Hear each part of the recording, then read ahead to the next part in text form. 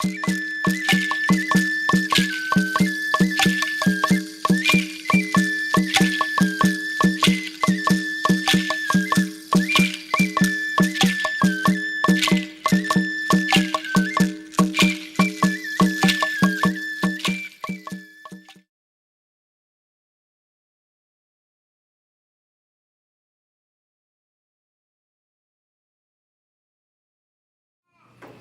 I just want to thank all of you for coming tonight. I know that you regularly come here, but the fact that you have as many as you do is an honor to me. I actually want to talk about it. Let me just say a little bit about my background. I was born and raised, and as you heard, I'm a third generation of American and Mexican descent. My grandpa came here from León, Guanajuato, 100 years ago. He came with a shirt on his back and a dream. He built a small business into a thriving middle-class business in the teens and the 20s when a Mexican with no education didn't do that. Had a successful life, lost all his money and his wife in the Depression. Put my mother and my aunt in a foster home, but was part of the greatest generation that gave me a shot, that gave so many of us a shot. And when I look around the room and I see so many of you who I didn't know by name, but I bumped into over the years, it's because many of us here today are people who understand that we're here on the shoulders of others. It was mentioned that I'm the first American of Mexican descent to be mayor of Los Angeles. That's true, but also only the second speaker of the assembly to come from this community. And I always tell people, I didn't get here on my own. I came here on the shoulders of others. I came here because there was a Civil Rights Act and a Voting Rights Act that opened up the country to me. I knew that. I always understood that. When I got to UCLA on an affirmative action program, I didn't get in and bump on my chest and say how great I am. I knew I got there because people had fought and died for my right to go to a great university. And I often say that some people would say I came in through the back door, but one thing's for sure, I got out the front. And an affirmative action program that took a shot on me, the only person to have ever graduated from UCLA, who went on to become Speaker of the California State Assembly and Mayor of Los Angeles. I tell people what that says, doesn't say anything about me. What that says is when we take a chance on someone, when we invest in people, we can bear dividends down the road that we never expected. That's what I want to speak a little bit about today. Some of you know my story.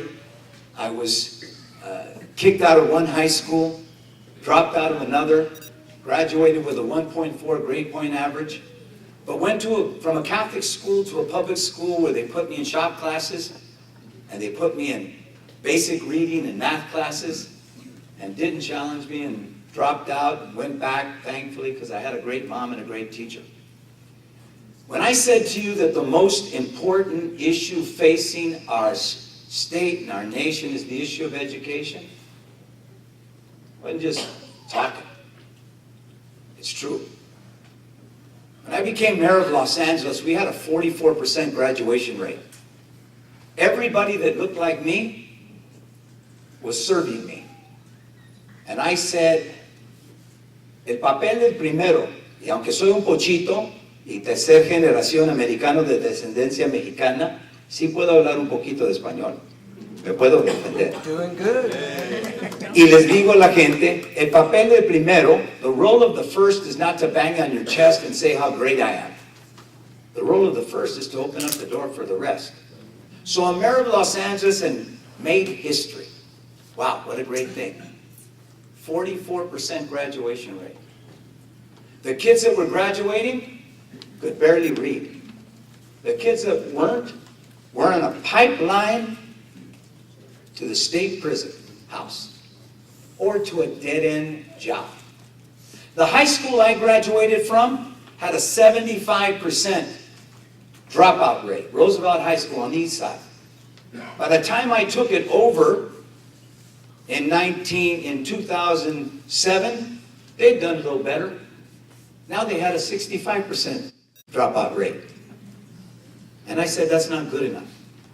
So we began to challenge the paradigm that kids whose parents don't read and write English, oftentimes English language learners, mostly poor, 90-some% school lunch program, we challenge the paradigm that they can't learn, that they can't graduate, that they can't read and write. Because I understood that I got here because I could read and write, because someone took a chance on me, because they set high expectations and challenged me to be better.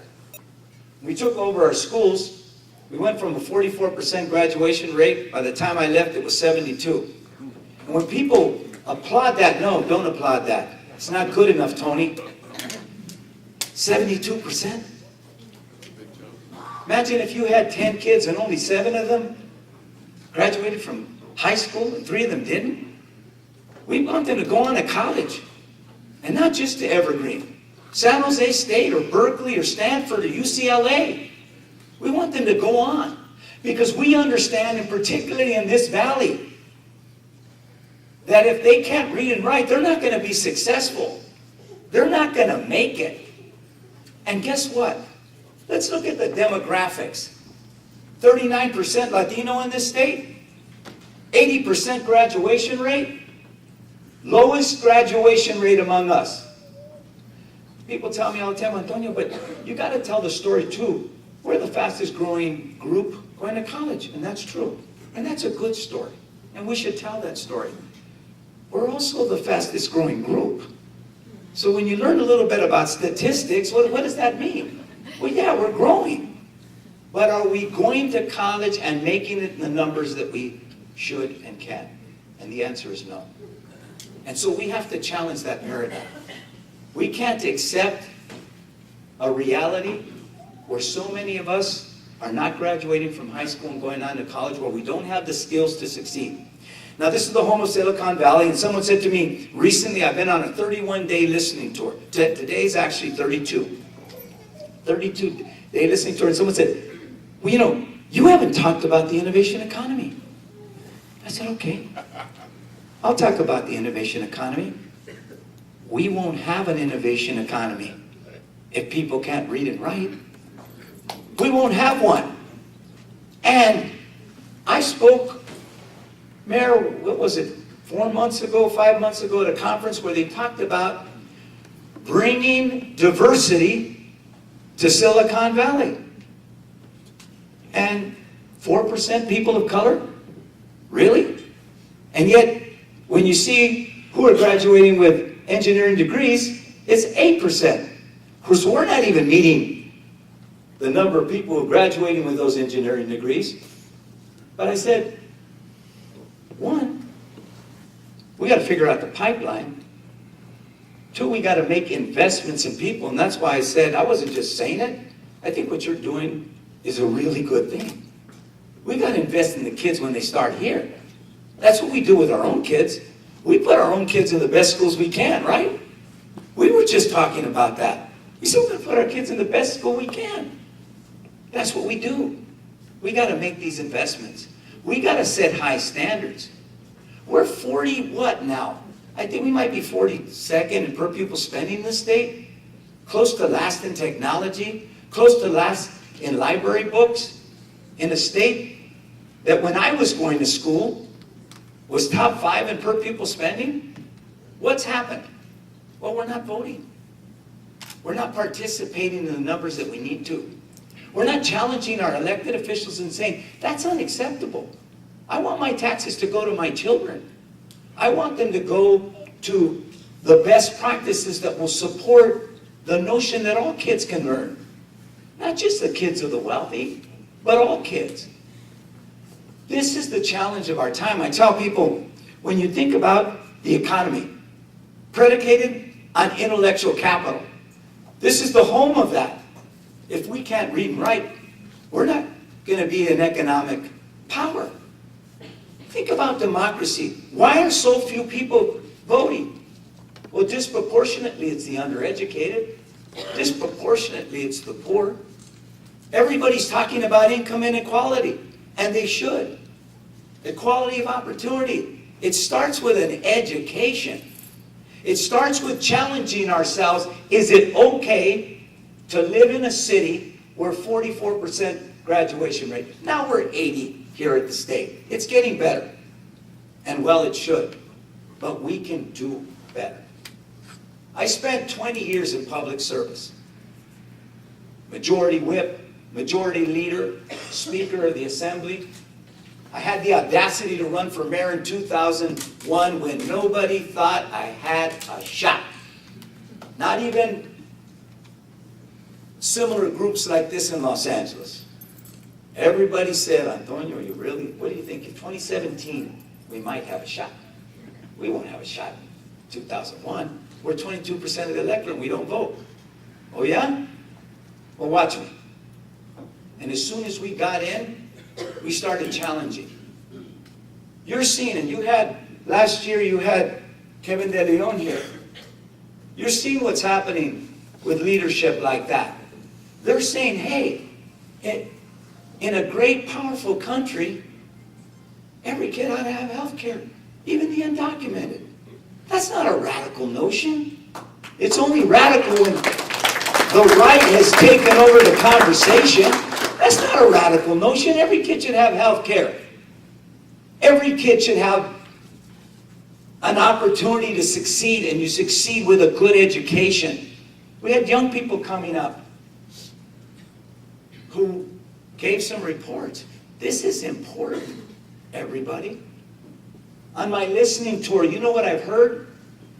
Antonio, there's a lot of poverty in this state. Do you know that 77 of the top 300 cities in the nation with the highest poverty rate, 77 of the top 300 are in California? 3 of the top 5 are in the Central Valley. Who do you think? Stockton. Fresno, Stockton, Bakersfield. Top 5. You look at graduation rates, you see the connection, you see the prison pipeline. It's not just African Americans. When African Americans say righteously as they should that Black Lives Matter, well, we're not far behind here. Okay, we're not 8 times more likely, but we're 4 times. And more penal institutions and institutions of higher learning. This is a crisis. And I would submit to you, we need to treat it like a crisis. We need to challenge the paradigm. We need to say to all of our elected officials, this isn't good enough. We got to make more investments.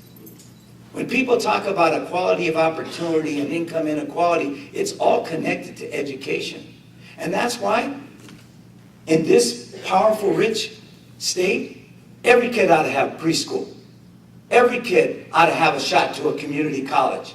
It shouldn't depend on how much money you make. Again, that's not a radical concept. And that's not something so far away from the possible that we can't do it. We can do it. I see some of you here, and I remember the days with Caesar.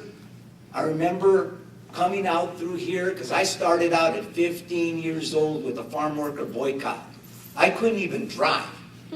And I still can't drive, is the joke. Because I got lost with Waze coming down here tonight. Waze starts taking you through the, and then if you don't know the city, you're like, oh, Jesus, I'm just going to stay on the 101. But I've come through here over the years. I met a number of you. You're still here. We've got to energize young people to be here. There's a lot of good people here that I've seen over the years, but we got to get more young people involved in this effort. We've got to start to vote. When you look at presidential politics today, Trump, y las cosas malas que salen de su boca.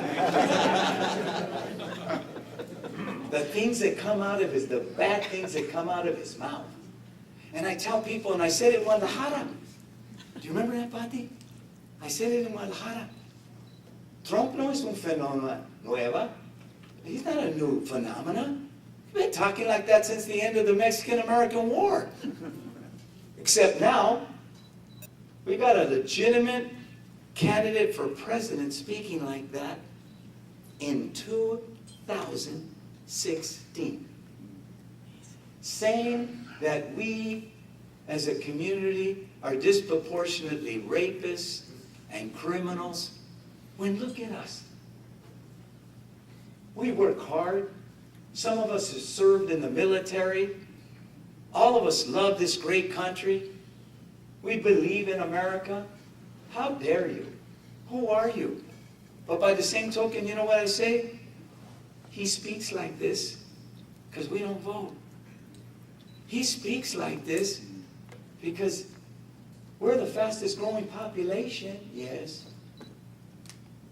We're 54 million people, but we're not voting. We're not voting in the numbers that we need to in a time of crisis. Right. In a time when the role of leadership is not just to say, I'm so great, I'm the first. The role of leadership is to open up the door for the rest. The role of the leadership is to knock down the door. That's what we did at UCLA when they said, we're closing the door on you with affirmative action. We said, oh yeah? And we fought. No, we didn't win. But we fought, and we've continued to fight. We've continued to challenge. We got to challenge the Trumps of the world, the Cruzes of the world. We got to challenge this notion that America can be great again with the kind of voodoo economics these people are standing for, without the kind of investments that have made America great from the beginning. Investment in people, investment in infrastructure, investment in the nation. So, for me, the honor is mine to be here. I'm knocking on the door. And they said, and thankfully so, someone said, whispered in my ear, he said, you know, there's going to be a camera on you. So you might not want to say a few things. And I thank him for that. Because, you know, it's good to know that there's a camera on you, right? But, you know, I have been around for a while, so I saw a few of them. And there's a new rule. And you know the rule, Mayor and Supervisor, Council Member. There's always a camera on you. TMZ is always there. So let me just say this. I've learned a lot on this 31-day listening tour. I believe that California can be great again. I believe that we can restore the luster to the California dream again. But we got to do it by investing in people. We got to do it by not shirking our historic responsibility in these times. This is a community with more than 2 million, well, I'm sorry, I'm talking about Southern California, with more than 4 million undocumented. Now, most of us, I'm third generation. Any of you fourth or fifth generation? I know Sano says, any second generation? Any first generation? Well, every generation has a responsibility to the newcomers. We're not closing the door on them. We're going to speak for them. We're going to fight for them. And then we're going to say to them, you got to get an education. Tienes que aprender el inglés para defender. Yo hablo español porque tengo que defenderme, ¿no? Si no, me van a aprovechar. Tenemos que hablar inglés. Tenemos que hacernos ciudadanos. We have to register to vote, and we have to go to the polls. We've got to stand up. It's great. And by the way, I want to contribute. Thank you. I want to contribute. Joaquin Avila, what if somebody got up about Joaquin Avila? Okay. Let me tell you, I know who he is. I know what he did. It was him, up and down this state, that created a paradigm where so many of you are running for office now. And congratulations.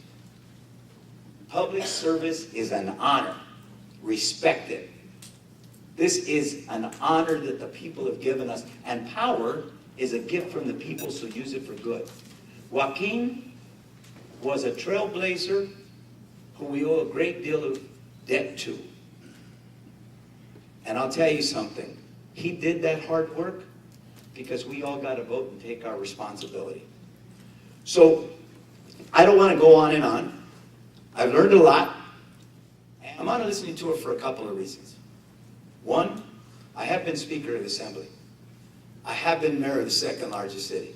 I was the president of all the mayors in the country. I did chair the Democratic Party. I was majority whip and majority leader and a key person who helped to register and spearhead more than 1 million Latino votes after Proposition 187. But you know what?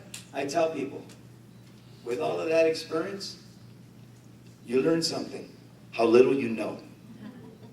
I said, I've been through San Jose 100 times, but I don't really know it. I got lost today. I've been a lot of the community centers over the years, but somebody was driving and, we were talking and, I've been to La Paz. I've been up and down the state. Well, I'm knocking on doors, everybody. I want to know as much as I can about the challenges facing the state.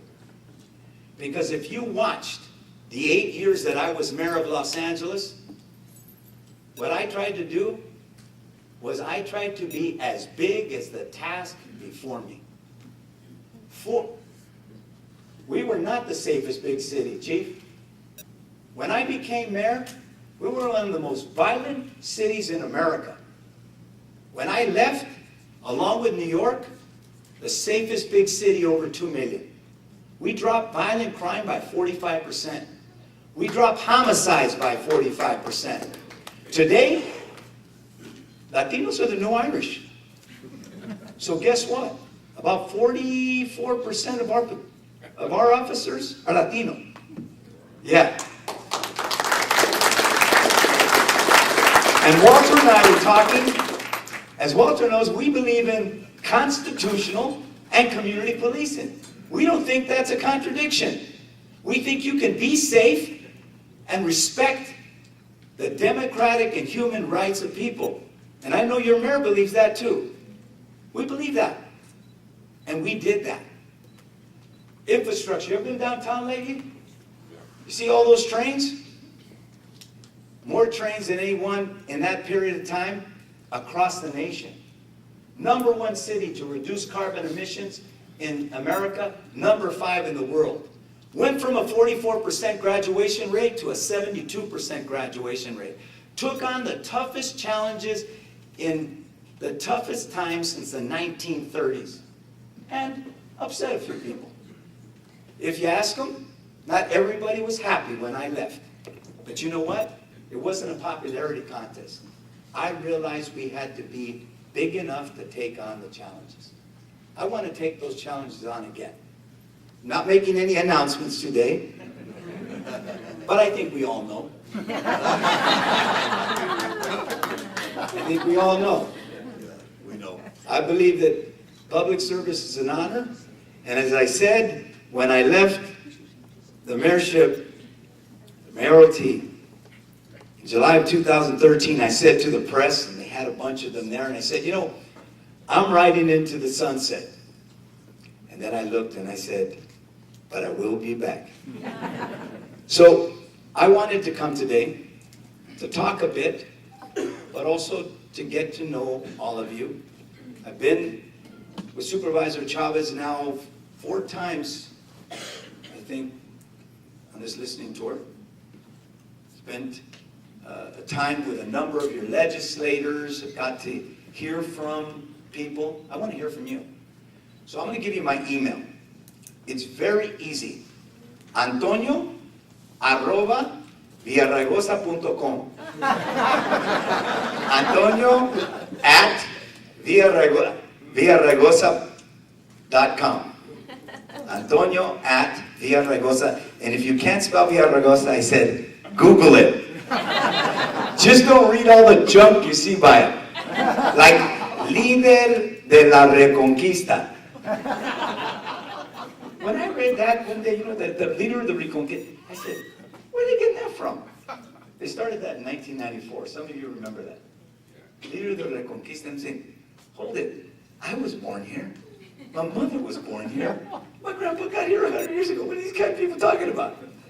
But I'd like to hear from you. I don't care what the issue is. Tell me what's on your mind. Tell me what you think the biggest problems facing the state is, and what you think some of the solutions are. Because that will help. Not just problems. I always tell people when they come with a problem, I don't know if you do this, man, you got a solution for that problem, because we know there are a lot of problems. So, because I'll tell you how we did it in 2005. We knocked on every door. We left no stone unturned. We showed up where people didn't expect us, and we're going to do it again.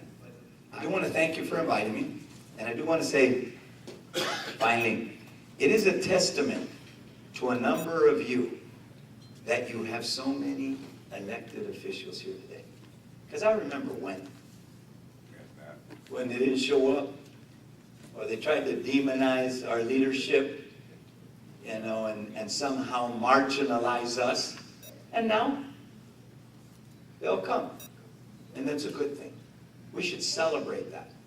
But we still have a lot of work to do. And particularly in these times. These are great times.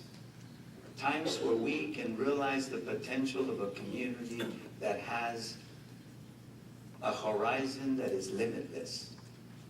But only if we make the investments and the right decisions going forward. Thank you very much. Muchas gracias.